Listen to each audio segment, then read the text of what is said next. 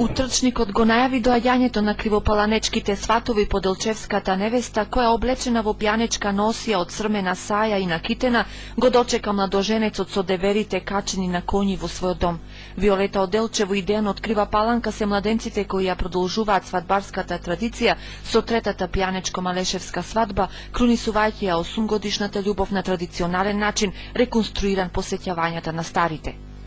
Се се одбиваше преку конкурс, ни избра и премногу сме возбудени и супер се чувствуваме, многу ниво. Горда сум што сум пијанечка невеста и воопшто македонка.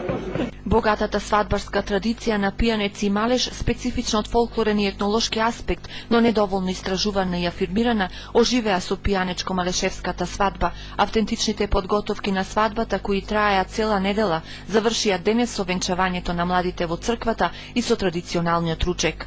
Има за основна цел да го покаже напорот и желбата на општина Делчево, како и на микрорегионот Пијанец Малеш, да ја зачува традицијата, културата, обичаите, значи да ги негуваме и да ги покажеме на сегашните и идните генерации, а со самото вклучување на Крива Паланка оваа година во манифестацијата, бидејќи младоженецот е од таму, ја покажуваме нашата тенденција да ја направиме пијанечко-малешевската свадба бренд на Источна Македонија и препознатлива, која што ќе сакаат сите да ја посетат. Делчево денес го афирмираше фолклорот и традицијата, на тој начин промовирајќи го македонското културно наследство. Свадбената манифестација беше збогатена со меѓународниот фолклорен фестивал на кој настапија 500 учесници и со регионалниот саем на храна Пијанец некогаш и сега, каде гостите може да ги вкусат традиционалните специјалитети кои се подготвуваа на лице место. Организатор на манифестацијата беше општина Делчево.